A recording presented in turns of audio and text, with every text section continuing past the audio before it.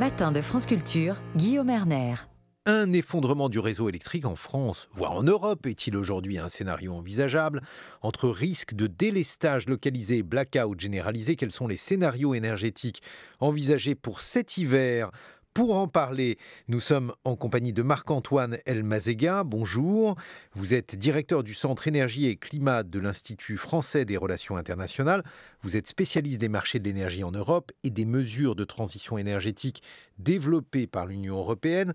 En face de vous, Nicolas Goldberg. Bonjour. Bonjour. Vous êtes expert en énergie pour Columbus Consulting et chef du pôle énergie au sein du think tank Terra Nova. Alors je disais, cette semaine est présentée comme étant une semaine délicate pour le système électrique français. Pourquoi? Alors c'est par exemple l'analyse des Échos aujourd'hui.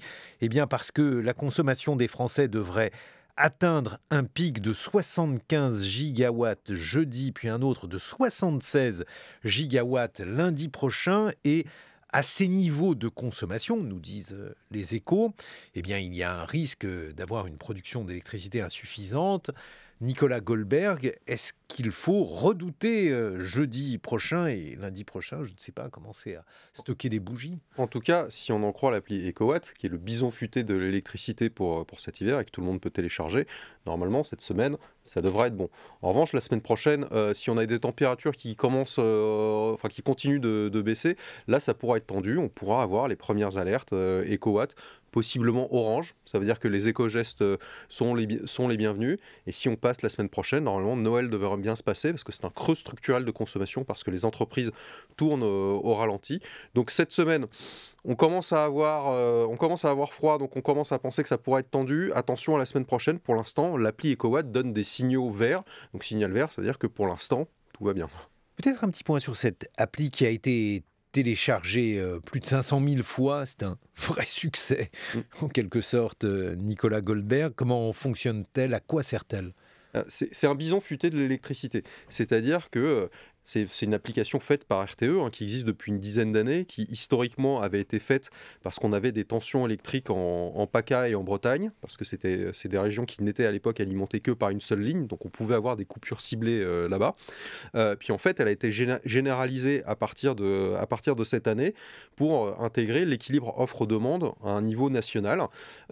Et donc, en fait, tous les jours, RTE donne la météo de l'électricité pour les 3 jours à venir, c'est-à-dire avec les prévisions météo, avec les prévisions des moyens de consommation, avec les prévisions du vent également, puisque quand il y a du vent, il y a plus d'éolien. C'est moins le cas quand il n'y a pas de vent, évidemment, et donc ça peut être des périodes de tension.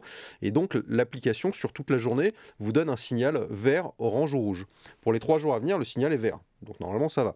Ensuite, et c'est là que l'appli est plutôt bien faite, c'est que vous avez des plages horaires sur lesquelles ça pourrait être orange ou rouge. Ce sera jamais rouge toute la journée, ce sera jamais orange toute la journée. Alors, apparemment, le maximum est atteint pendant Xavier Mauduit, c'est-à-dire à 9h30 pendant le cours de l'histoire. C'est ça, c'est le pic d'électricité, enfin de consommation électrique. Le pic n'a jamais atteint en 2012. Apparemment, ce que l'on redoute, c'est le pic de lundi à 9h30. Ah, c'est possible. C'est possible, il faudra regarder. En fait, les deux pics, c'est entre 8h et 13h le matin, donc 9h30, c'est tout à fait possible. Ça, c'est cool. Et 18h, 20h le soir, quand tout le monde rentre chez soi. Et donc, l'application, on pourrait avoir aussi quelques tensions en journée, mais sur des situations quand même très spécifiques. Le plus probable, c'est 8h, 13h, 18h, 20h. Et donc, c'est ça, l'application vous dit entre quelle heure et quelle heure ça risque d'être tendu et donc sur quelle plage horaire c'est le plus pertinent de faire des économies d'énergie pour éviter le recours à des moyens post-marché et les coupures tournantes. Marc-Antoine Elmazega, on est dans une grande période d'auto-flagellation en France, la France qui tombe, qui chute, qui va bientôt avoir droit à des coupures d'électricité possibles. En tout cas, est-on les seuls dans ce cas-là aujourd'hui ? Oui et non. C'est un marché européen de l'électricité interconnecté. Donc, ce qui se passe quelque part en Europe nous touche ou nous affecte immédiatement. Des variations de fréquence, voire des pertes de fourniture, etc. Un accident de ligne, des lignes haute tension qui seraient heurtées par un train, un tracteur, enfin tout, on a déjà tout vu. Le fond de l'affaire, c'est que, en réalité, on découvre là que la sécurité des approvisionnements, c'est quelque chose de absolument fondamental. Ce n'est pas un acquis. C'est quelque chose qui se construit dans la durée, qui s'entretient et qui doit mobiliser l'ensemble des moyens de production côté offre, c'est-à-dire à la fois les énergies renouvelables et le nucléaire, évidemment, qui doit aussi, évidemment, avoir des moyens flexibles. Donc, la flexibilité, c'est des centrales thermiques, c'est des centrales hydro, alors thermiques au gaz ou au charbon, d'ailleurs, hein. Et puis, c'est des interconnexions avec nos voisins, parce que la sécurité d'approvisionnement en France, depuis quelques mois, est assurée par des importations d'Allemagne. Et se fait au détriment de l'Italie, qui, traditionnellement, nous achète beaucoup d'électricité. Le sujet de fond, aujourd'hui, c'est que effectivement, on n'est pas dans la situation de l'Afrique du Sud. L'Afrique du Sud, c'est des coupures de plusieurs heures par jour. C'est un pays qui a un réseau extrêmement avancé, etc. Donc, on en est encore très loin. Mais je crois que chacun doit avoir... Alors, les États-Unis, c'est différent parce que c'est un grand marché fragmenté.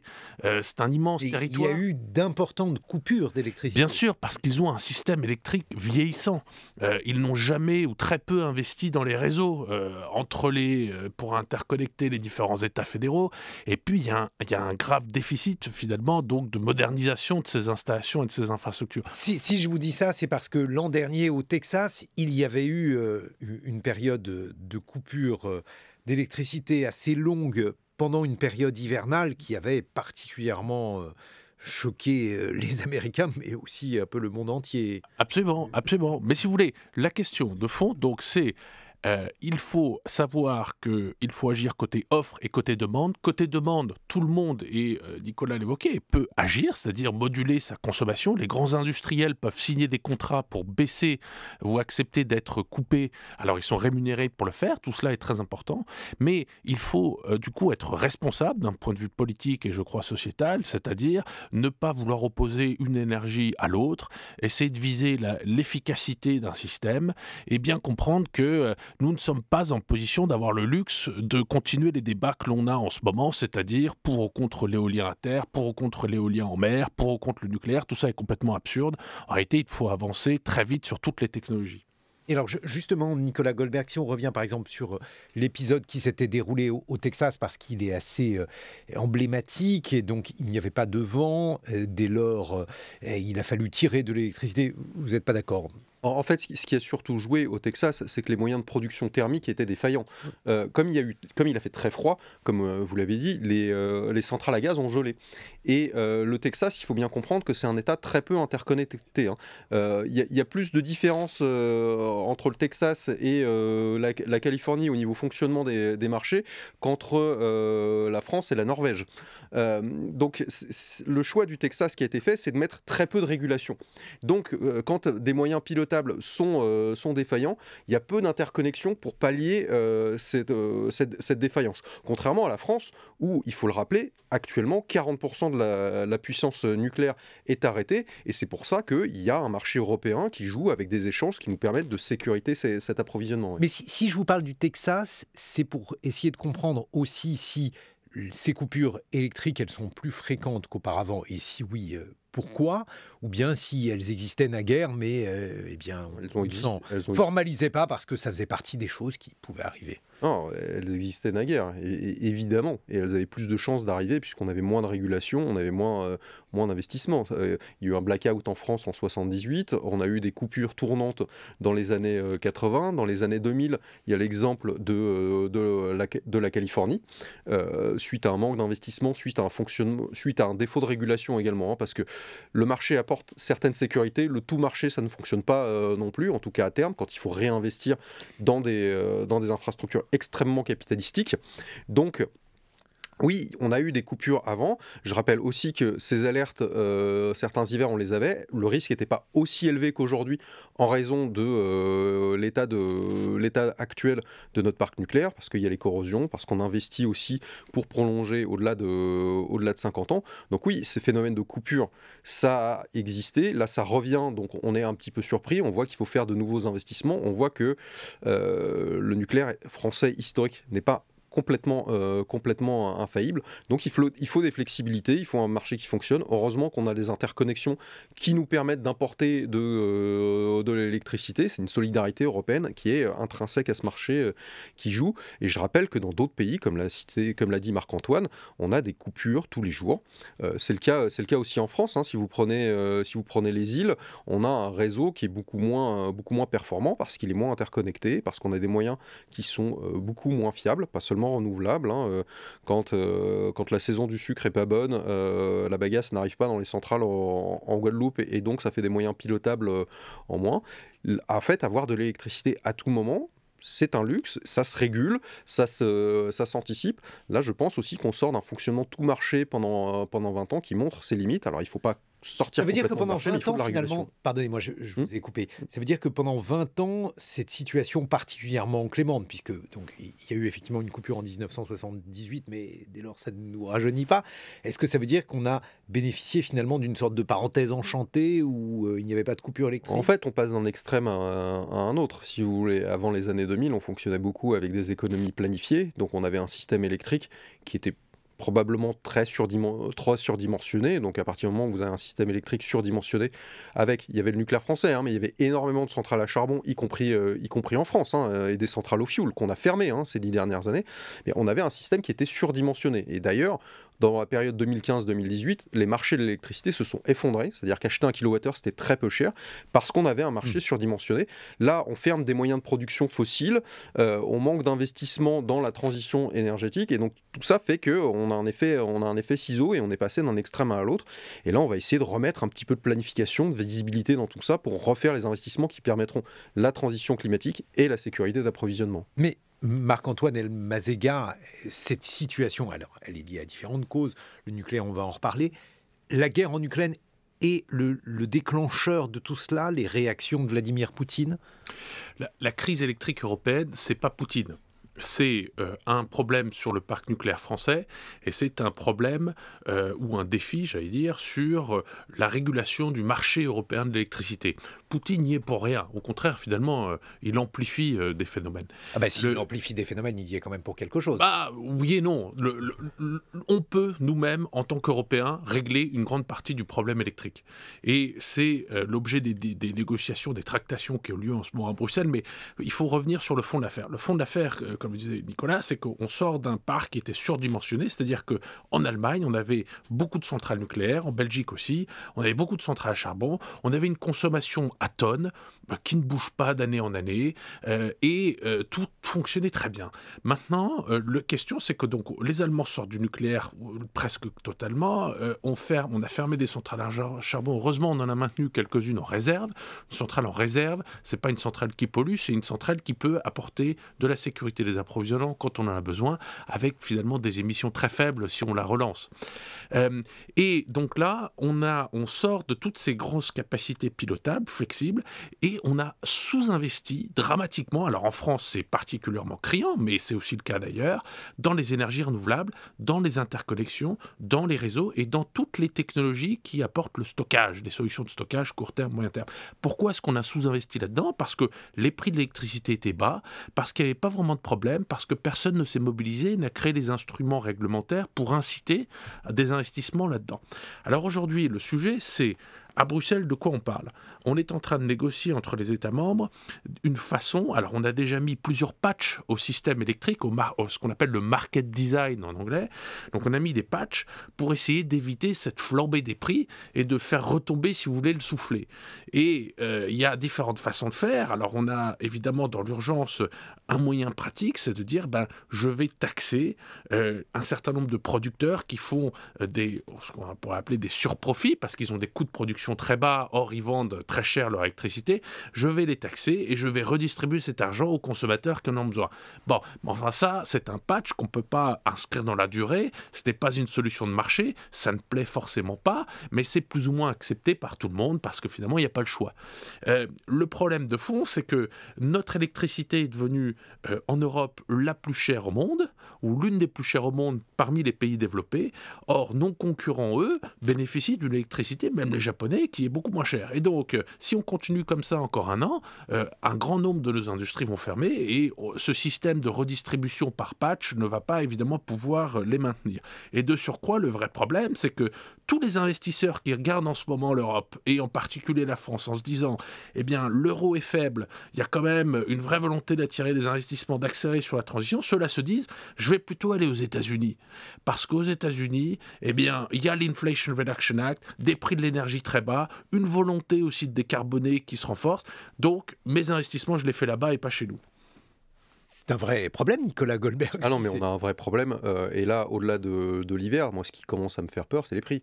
Parce que forcément, comme on est dans une situation de pénurie, on a des prix qui sont extrêmement élevés. Alors, on a les systèmes on a les patchs sur le market design, on a aussi les boucliers tarifaires qui sont alimentés par des régulations. Hein, donc, c'est de là que viendra la solution. Mais enfin bon, c'est pas avec des patchs qu'on va donner suffisamment de visibilité à l'industrie. Déjà, en ce moment, RTE le notait, que sur la consommation industrielle, la consommation d'énergie a baissé de 15%. C'est pas de la sobriété, ça. Hein, c'est vraiment, ils ont arrêté leur processus de production parce qu'ils ont dit, non mais là, ça me coûte trop cher de produire, donc je diminue ma production, je revends mes volumes sur le marché et j'attends que ça passe. Le problème, c'est que si ça passe pas, vous allez arrêter des appareils industriels et après, c'est compliqué de les relancer. Donc là, pour 2023, on a et d'ailleurs, les prévisions économiques pour 2023 sont assez pessimistes. Hein, on n'aura pas de croissance, voire une récession. Pour 2023, il y a un vrai risque de désindustrialisation. L'industrie, c'est encore 14% du PIB en France, à un moment où nous, on parlait plutôt de réindustrialisation. Mais si vous ne garantissez pas un accès à une énergie fiable et désormais décarbonée, il n'y aura pas de réindustrialisation. On poursuivra cette désindustrialisation et donc la dépendance aux zones géographiques qui, elles, ont préservé leur industrie, les États-Unis, la Chine, le Japon, la Corée. Et en Europe, on va continuer à nourrir des dépendances et donc à mettre des coups de canif à notre sécurité d'approvisionnement. Mais alors, d'où l'urgence de ce plan pour essayer de développer les énergies décarbonées avec la transition énergétique et les différentes méthodes, l'éolien par exemple. Est-ce que c'est urgent aujourd'hui ? Ah oui. Oui, mais c'est extrêmement urgent. Il faut bien voir que les énergies solaires, éoliennes et nucléaires, ça produit à coût fixe. Donc ça vous permet d'avoir un matelas d'amortissage quand le marché fait des yo-yo. Et c'est d'ailleurs comme ça qu'on finance les boucliers tarifaires en grande partie. On a dit pendant des années qu'on a donné plein de subventions aux renouvelables. C'est vrai, c'était un investissement. Enfin, on voit bien que là, cet investissement sert d'amortisseur dans cette crise. Donc il faut réinvestir là-dedans. Il y a la taxation des surprofits aussi qui va permettre l'an prochain d'avoir un bouclier tarifaire entreprise. Mais effectivement, c'est complètement urgent. D'où les lois d'accélération et les débats que moi je ne comprends pas sur non, il ne faut pas y aller trop vite, il faut regarder. Non, là, il y a l'urgence. Nicolas Goldberg de Columbus Consulting et Marc-Antoine Elmazega. On se retrouve dans quelques instants. Je rappelle, Marc-Antoine Elmazega, que vous êtes directeur du Centre Énergie et Climat de l'Institut français des relations internationales. 7h-9h, les matins de France Culture, Guillaume Erner. La question de l'électricité et des coupures électriques possibles. Le gouvernement français a-t-il trop tardé à entamer sa transition énergétique ? Nous sommes en compagnie de Nicolas Goldberg, qui est expert en énergie chez Columbus Consulting, de Marc-Antoine Elmazega, qui est directeur du Centre Énergie et Climat de l'Institut français des relations internationales. Faut-il paniquer face à ces possibles coupures d'électricité ? La réponse d'Emmanuel Macron. D'abord, je veux ici vraiment clarifier les choses. Pas de panique.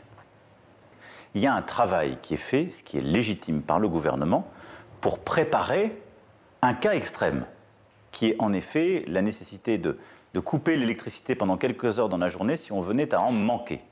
Mais je vous le dis avec beaucoup de clarté aujourd'hui et beaucoup de force. Si, tous ensemble, nous tenons le plan de sobriété qui a été présenté par le gouvernement, par la Première ministre et les ministres compétents il y a quelques semaines. C'est-à-dire réduire d'environ 10% par rapport à nos consommations habituelles. Et ce n'est pas arrêter de produire, arrêter de travailler, non, c'est des choses raisonnables, elles ont été détaillées. Si on fait tous un peu attention, et à côté de ça, si EDF continue le travail, alors oui, nous pourrons passer même avec un mois de décembre, un mois de janvier froid, cette période. Ça dépend de nous. Et donc, mon message, c'est responsabilité, mais en aucun cas panique. La voix d'Emmanuel Macron. Bon, Nicolas Goldberg, si vous avez compris, c'est que je n'ai pas été assez clair. Donc, on a bien vu qu'il ne fallait pas paniquer, mais qu'il y avait un certain nombre de si qui pouvaient conditionner l'approvisionnement en électricité. Alors, je peux me lancer dans des calculs un peu laborieux. On a des pics qui devraient atteindre environ 75 gigawatts en fin de semaine. On a un certain nombre d'approvisionnements énergétiques qui sont attendus. On a 9 gigawatts que l'on va importer, donc de nos voisins européens. On a une inconnue qui est le vent, autrement dit la capacité des renouvelables à fournir en électricité. Et on nous dit que si le scénario est identique à celui de 2019, ça risque un peu de coincer. Bon, il y a plusieurs si dans tout ça. Et en fait, RTE avait fait différents scénarios en disant si ça se passe bien sur le nucléaire, bon là c'est pas tellement le cas. Non, là, c'est pas bien. Si on est dans un scénario médian, scénario qu'ils ont réactualisé en raison des derniers décalages que EDF a fait sur le retour de son parc nucléaire, il y a un scénario très très très dégradé qui ne se produira pas si les interconnexions ne fonctionnent pas et si on a des tensions sur l'approvisionnement en gaz. Pour l'instant, c'est pas le cas. Et après, bien évidemment, il y a une inconnue, c'est la météo. On consomme surtout quand il fait froid. On dit qu'il y a une thermosensibilité spécifique à la France sur l'électricité, puisqu'il y a beaucoup de chauffage électrique. Donc ça fait partie des inconnues. Il y a donc plusieurs scénarios. Ensuite, effectivement, il ne faut pas paniquer. On ne risque pas le blackout généralisé qu'on a eu en 78. Là, on pourrait avoir des coupures tournantes, c'est-à-dire une coupure d'électricité pendant 2 heures. Effectivement, c'est très désagréable.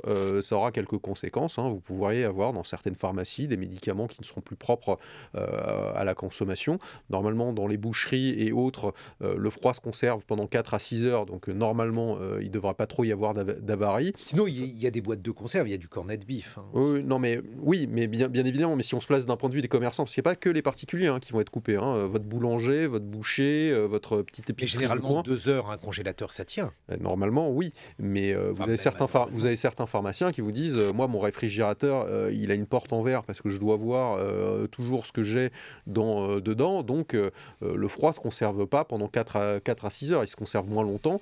Et puis, je n'ai pas les mêmes exigences de chaîne du froid dans mes médicaments que ce qu'un boucher peut avoir dans la viande. Donc, il pourrait y avoir un petit peu de perte. Le préjudice économique a été chiffré. C'est 33 000 € par kilowattheure non desservi. 1 kWh, c'est un poulet au four pendant 1 heure, grosso modo. Donc il y aura un préjudice économique et social si y a des coupures. Maintenant, il faut rassurer tout le monde, on n'aura pas 50 coupures pendant cet hiver. On parle de 28 coupures. Non, on ne parle pas de 28 coupures. Ça, c'est un scénario extrême qui a été fait par RTE si les interconnexions ne fonctionnent pas et si nos voisins limitent les exportations vers la France. Qu'est-ce que ça veut dire si les interconnexions ne sont pas ? En fait, la France est un pays interconnecté. C'est grâce à ça qu'on a l'électricité en ce moment. Donc là, on attend par exemple entre 9 et 13 gigawatts de nos voisins, c'est ça l'interconnexion. C'est ça l'interconnexion. Sur un pic de 75 gigawatts. C'est effectivement ça. Alors ensuite, on ne peut pas vraiment aller au-delà de 13 gigawatts, parce que les importations sont limitées par la taille des tuyaux qui nous relient à nos voisins. Donc effectivement, si on a besoin de plus, ça ne va pas le faire. Par contre, ce qu'on craignait pendant un moment et ce que RTE a voulu valoriser, c'est si nos voisins nous disent « Non mais attendez, nous aussi on a nos problèmes, donc on ne vous exporte pas ». Et donc les accords qui ont été signés en Europe, c'est de laisser le marché fonctionner pour qu'il y ait une solidarité européenne qui s'opère et qu'on ne pénalise pas ces exportations. Et donc le stress test qu'a fait RTE, c'est si on a un hiver très très froid et qu'on coupe les interconnexions, là on peut avoir une trentaine de coupures pendant l'hiver, mais ce n'est pas le scénario vers lequel on se dirige. On est plutôt dans un scénario où on serait entre 1 et 6 alertes EcoWatt. Donc ensuite, comment est-ce qu'on réagira vis-à-vis des alertes EcoWatt ? Alors une alerte EcoWatt, il faut dire ce que c'est. Une alerte EcoWatt rouge, ça veut dire si on n'a pas des baisses significatives sur certaines plages horaires, il y aura des coupures. Ça pourra arriver entre 1 et 6 fois cet hiver. On verra, on n'est pas dans un scénario à 30 coupures grâce aux interconnexions. Parce que vous savez, on critique beaucoup ce marché et ses interconnexions. Et bien ça apporte quand même une certaine sécurité. Si on n'avait pas ce marché, il y aurait quand même les tuyaux. Par contre, les volumes et le prix ne seraient pas garantis. Donc on aurait plus de problèmes. Marc-Antoine Elmassega, les interconnexions, donc le marché européen, mais alors malgré tout, si la vague de froid elle est européenne, est-ce qu'on ne risque pas justement d'avoir des tensions sur tous ces marchés électriques en même temps? Si, bien sûr. Si, bien sûr. Mais la bonne nouvelle, c'est que les opérateurs de réseau ont quand même mené depuis des semaines déjà des travaux de préparation à niveau national, évidemment en France, en Allemagne, etc. Donc les stockages gaziers sont très bien remplis. On va pas avoir de crise gazière cet hiver. Donc ça, c'est quand même un atout. Les Allemands ont pris une décision pragmatique, une demi-décision, puisqu'ils ont quand même décidé de prolonger 3 réacteurs nucléaires qui devaient fermer fin décembre, donc ça va apporter aussi encore un peu de capacité de production. On a effectivement quand même partout un sujet absolument fondamental, c'est l'économie d'énergie dans l'urgence. Et c'est une discipline absolument collective qu'il faut que l'on acquiert, et on n'en est pas encore là. Alors, l'idée, c'est, on a passé la pandémie ensemble, les Ukrainiens se battent comme des lions face aux Russes, et nous, on ne serait pas capable, en France, de finalement résister à des tensions sur le système électrique. C'est quand même, vous comprenez que, voilà, il y a aussi là, à mon avis, une grosse marge. Non mais, donc la question c'est, comment est-ce qu'on finalement développe cette culture, cette discipline de l'économie d'énergie? Les Japonais ont fait face à une crise qui était quand même, qui n'avait rien à voir avec la nôtre, parce qu'elle est arrivée subitement avec cet accident nucléaire de Fukushima. Nous, ça fait 3, 4, 5 mois qu'on se prépare. Donc, vous voyez, et eux ont réussi avec cette discipline à surmonter cela. Donc, voilà, on est face à un vrai défi collectif, et donc on peut agir collectivement. Alors, ce qu'il faut, c'est de la bonne information. Il y a ce système mis en place par RTE, c'est très bien. Il faut que chacun, voilà, il faut que chacun comprenne comment on fait des économies d'énergie. Il faut qu'on fasse ça à l'échelle européenne. Et ensuite, cet hiver se passera évidemment le plus normalement possible. Notre éditorialiste politique Jean Lémarie veut poser une question. Le gouvernement insiste beaucoup sur ces petits gestes du quotidien. Tout dépendrait de chacun d'entre nous. Est-ce qu'on est à la hauteur là du sujet ?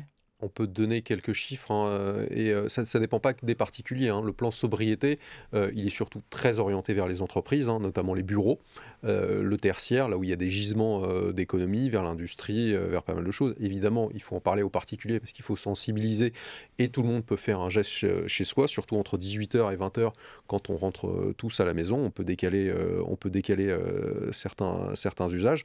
Est-ce qu'on est à la hauteur ensuite? RTE publie des bilans hebdomadaires pour dire, voilà, par rapport à la période 2014-2019, est-ce qu'on a économisé, alors on enlève 2020, hein, c'est pour ça qu'on prend 2014-2019, est-ce qu'on a économisé de l'énergie? Pour l'instant, on a des baisses assez significatives, et on corrige de l'aléa météorologique, c'est-à-dire qu'on compare ces périodes-là, mais à température extérieure égale, justement pour voir quelle est la baisse de consommation structurelle. Sur l'industrie, on a une baisse de 7%, je pense que c'est pas tellement une bonne nouvelle, hein, parce que c'est plus un signal prix qu'autre chose. Dans le tertiaire, apparemment, ça tarde un peu. Voilà, les économies d'énergie tardent un peu, donc je pense qu'on n'est pas encore bien à la hauteur, surtout pour ceux pour qui l'énergie n'a jamais été vraiment un sujet, quoi. Alors, il y a beaucoup de légendes urbaines, c'est le cas de le dire d'ailleurs, Nicolas Goldberg, qui évoque par exemple le fait qu'il n'y aura pas de coupure dans les villes, pas de coupure à Paris, pas de coupure à côté d'un hôpital ou à côté d'une caserne. Qu'en est-il ? Alors, on peut donner des chiffres et factualiser un peu tout ça. Il y a des sites prioritaires qui ne seront pas coupés. Les casernes de pompiers, les gendarmeries, les sites industriels sur lesquels, si vous coupez l'électricité, vous cassez l'appareil industriel, notamment sur toutes les fonderies et autres. Vous avez aussi quelques sites Céveso qui sont dans les sites prioritaires. Donc, en fait, les délestages, il faut voir que ce n'est pas très, très sélectif. Hein. C'est vous délestez un départ électrique, et tous ceux qui sont raccordés dessus sont délestés. Donc, si vous êtes raccordé sur le même départ que la gendarmerie d'à côté de chez vous, ben là, vous n'êtes pas concerné. Donc il y a 40% des Français comme ça qui vivent à côté d'un site prioritaire et qui ne seront pas concernés.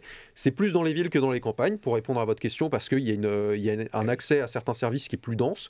Par contre, Paris, les grandes villes pourraient bien être concernées. C'est-à-dire, en moyenne, c'est 60% des Français qui sont concernés et 40% qui ne sont pas concernés. Sur des villes comme Paris, le chiffre est sorti, c'est plutôt 80% qui ne sont pas concernés parce qu'ils sont à côté d'un site prioritaire. C'est le fait que les délestages ne soient pas très sélectifs. Mais alors, justement, là, on évoque l'augmentation des inégalités. On a entendu dire, par exemple, qu'il n'y aurait pas de coupure dans les stations de sport d'hiver. Alors là... Non, mais alors là, je pense pas que les stations de sport d'hiver aient été considérées comme prioritaires, sauf si elles sont toutes raccordées à un commissariat, ce qui est très possible. Mais peu de commissariat dans les stations de sport d'hiver. Non, mais je sais pas, ou une caserne de pompiers, ou un hôpital. Mais par contre, les stations de ski n'ont pas été identifiées comme lieu prioritaire non délestable. Lorsque de tels délestages se font, d'ailleurs de manière volontaire ou involontaire, aux États-Unis par exemple, on a évoqué aussi le cas de l'Afrique du Sud. Est-ce qu'il y a là aussi des délestages qui sont prioritairement faits dans certains lieux, ou est-ce que cela se fait de manière un peu contrainte et forcée? Alors évidemment, ensuite il faut comprendre la différence entre un délestage et un blackout. Quand vous avez un blackout, c'est non préparé. Donc là, c'est tout le monde, y compris la caserne de pompiers, y compris la police, et c'est justement ce qu'on veut éviter en mettant d'abord un levier de sauvegarde réseau supplémentaire, qui est ces coupures ciblées, qu'on aimerait bien éviter aussi, d'où la sobriété, d'où EcoWatt, et d'où toute cette campagne. Après, tout dépend de la préparation. En fait, en réalité, plus vous anticipez, plus vous pouvez cibler. Et effectivement,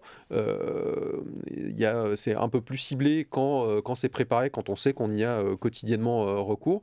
Mais il faut bien voir que quand on y a quotidiennement recours, la population s'adapte autrement. Vous avez des pays dans lesquels la chaîne du froid, mais la chaîne de conservation des aliments est gérée autrement qu'avec du froid, justement parce qu'ils savent qu'ils ne peuvent pas compter sur le froid pour pouvoir conserver les aliments. Marc-Antoine Elmazega. Alors, si vous voulez, le grand défi auquel on fait face en France, c'est un atout et c'est à la fois un défi. C'est qu'en fait, en Europe, le prix de l'électricité que l'on paie en France est parmi les plus bas pour une grande partie des consommateurs parce qu'on a ce système régulier, on a ce bouclier tarifaire. Dans les autres pays européens, le signal prix fonctionne beaucoup plus fortement que chez nous. Et je peux vous dire que vous prenez votre téléphone, vous appelez l'un ou l'autre ami que vous avez au Royaume-Uni, en Italie, en Allemagne, ou je ne sais où, leur facture a explosé. Et donc, il ne faut pas avoir fait Bac+10 pour comprendre que la seule façon d'éviter la faillite personnelle ou que son pouvoir d'achat fonde comme neige au soleil, c'est de réduire sa consommation. Alors, évidemment, il ne faut pas arriver à ces extrêmes-là parce que c'est des situations dramatiques, souvent. La pauvreté énergétique, évidemment, se renforce, etc. Les cas de j'arbitre entre je mange ou je me chauffe, c'est réel, hein, c'est des millions de Britanniques, etc.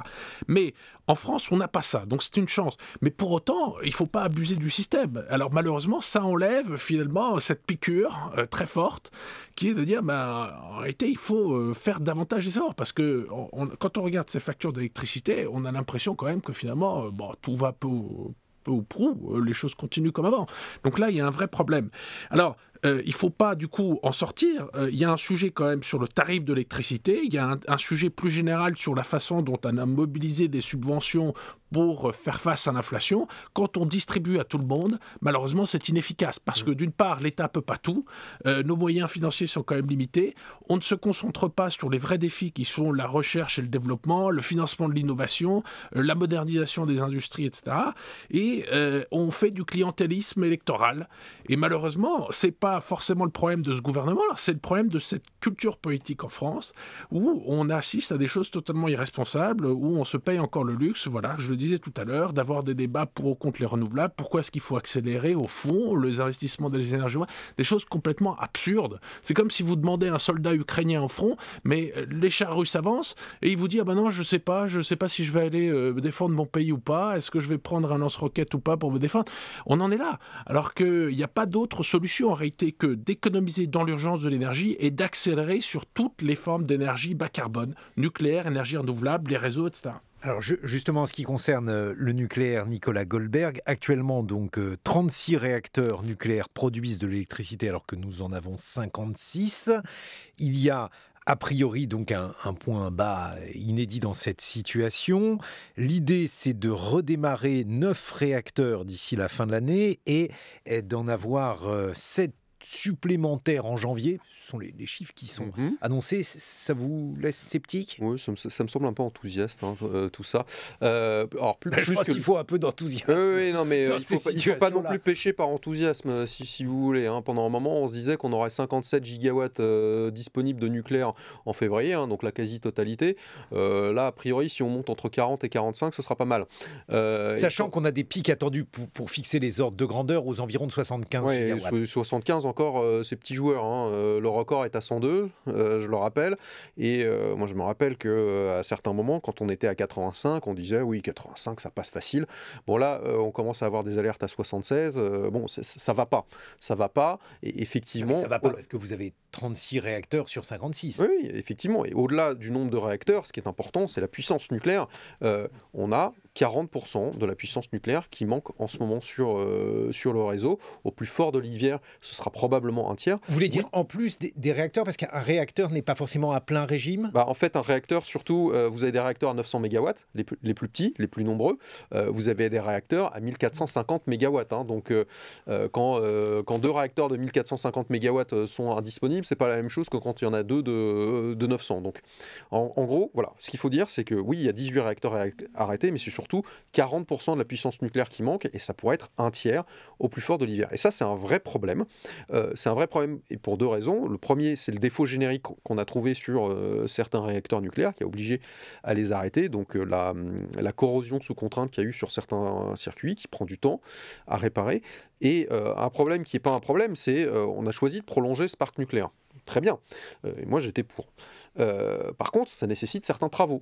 Et comme on veut hisser la sûreté très haut en France, l'ASN a dit qu'il va falloir EPRiser tout le parc, le mettre à un niveau de sûreté équivalent à l'EPR. Là où EDF prévoyait d'avoir 4 mois d'arrêt pour faire ses visites décennales, c'est plutôt 6, voire un peu plus. Et donc ça s'étale dans le temps. Et c'est ce qui fait que jusqu'en 2024, alors désolé de dire ça, mais jusqu'en 2024, on aura une disponibilité du parc nucléaire qui sera faible. Et donc il faut des moyens pour compenser. Il faut agir sur la demande, comme le disait Marc-Antoine, avec de l'efficacité, de la sobriété, avec un signal prix et pas un bouclier tarifaire qui arrose tout le monde. Alors il faut protéger les plus précaires et l'industrie, mais pour ça il y a les dispositifs ciblés et les chèques énergie.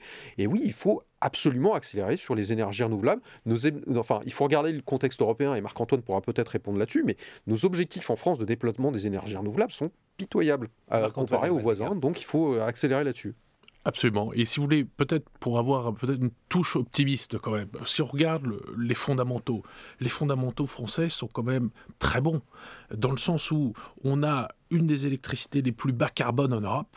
On a un cadre d'investissement qui s'est quand même transformé. On a un euro qui va s'affaiblir. Alors ça nous joue des tours parce que ça renchérit en ce moment le coût d'importation du gaz, du pétrole et du charbon. Mais sur la durée, ça peut se transformer en un véritable atout de compétitivité. Et par rapport aux autres Européens, on a quand même une inflation qui du coup est plus contenue qu'ailleurs. Donc ça veut dire que lorsqu'il y aura la relance, si on arrive à stabiliser le parc nucléaire, si on arrive à se mettre d'accord sur accélérer les renouvelables, on pourrait être des gagnants en Europe. Alors justement, accélérer les renouvelables, par rapport à cela, Nicolas Goldberg, donc c'est en discussion à l'Assemblée aujourd'hui, mais les décisions, quelles qu'elles soient, leurs conséquences seraient attendues à quelle échéance? À court terme, je l'avais dit devant des députés à l'Assemblée nationale, à court terme, tout ce qu'on peut faire, c'est éponger pour l'instant. Mais on a des parcs renouvelables qui sont coincés dans des files d'attente de raccordement. On a des parcs qui attendent leur décret d'autorisation environnementale des préfets. Et ça peut arriver très vite. Alors qu'ils sont faits.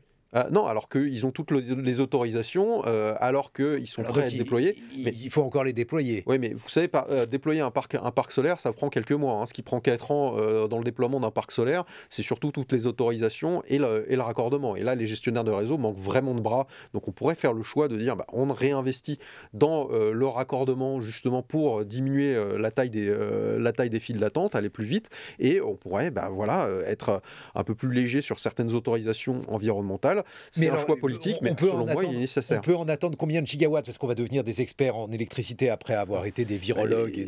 Écoutez, il y a sur les projets qui sont coincés parce qu'il y a des problèmes d'inflation et de matières premières, on a une dizaine de gigawatts qui sont coincés, mais qui sont en train d'être débloqués parce que la France a pris certaines mesures d'urgence. Pour les files d'attente des projets renouvelables, c'est une vingtaine de gigawatts. Donc, on peut aller clairement plus vite là-dessus. Alors, c'est pas le mois prochain. Donc, jusqu'à 30 gigawatts à brève échéance. On peut débloquer 30 gigawatts à brève échéance. Alors ensuite, ils sont bloqués dans les fils de raccordement, mais après, les raccordements, il faut les faire. Pour appuyer ce que dit Marc-Antoine, au-delà de 2024, ça peut vraiment bien se passer. On peut sortir de cette crise par le haut avec plus d'investissements compatibles avec le réchauffement climatique. Là, est-ce qu'on ne va pas se retrouver en surcapacité avec le nucléaire? Alors là, il n'y a aucun risque d'avoir trop d'énergie bas carbone. Ça, je vous le dis tout de suite. Il y a 60% d'énergie fossile encore en France. Parce que si on prend les 30 gigawatts en renouvelables, le parc nucléaire avec les 56 réacteurs, non, il n'y a aucun risque. Il n'y a aucun risque. Et de toute façon, il faut électrifier. Il y a le véhicule électrique qui arrive. Il faut électrifier la chaleur. Il y a l'industrie qui attend. Et voilà, au pire, ça fera qu'on aura des baisses de prix d'électricité sur les marchés. Ça ne fera pas de mal à notre industrie. Il n'y a aucun risque d'avoir trop d'énergie bas carbone aujourd'hui. Enfin, sinon, la neutralité carbone en 2050, on se dirait que ce n'est pas si ambitieux de ça. Et je vous le dis, quand vous regardez les chiffres, c'est extrêmement ambitieux. Et quand on regarde nos voisins européens, eh ben, ils ont des objectifs d'énergie. Un mot de conclusion, Marc-Antoine Mazega. Oui, parfaitement. Je crois que la question, c'est pas est-ce qu'on aura trop ou pas. Non, c'est vraiment une question de sécurité nationale maintenant, dans cette affaire-là. Et là, on ne peut pas se payer le luxe de décider, de se dire oh non, en fait, on peut continuer de miser sur le nucléaire ou on ne veut pas des renouvelables. En fait, il faut faire tout ce qu'on peut avec tout ce qu'on a et beaucoup plus fort. Et encore une fois, voilà, il en va de la sécurité nationale. Merci Marc-Antoine Elmazega. Je rappelle que vous êtes directeur du Centre Énergie et Climat de l'Institut français des relations internationales. Merci Nicolas Goldberg, expert en énergie pour Columbus Consulting et chef du pôle énergie au sein du think tank Terra Nova. 8h44 sur France Culture. Dans quelques instants, le point sur l'actualité.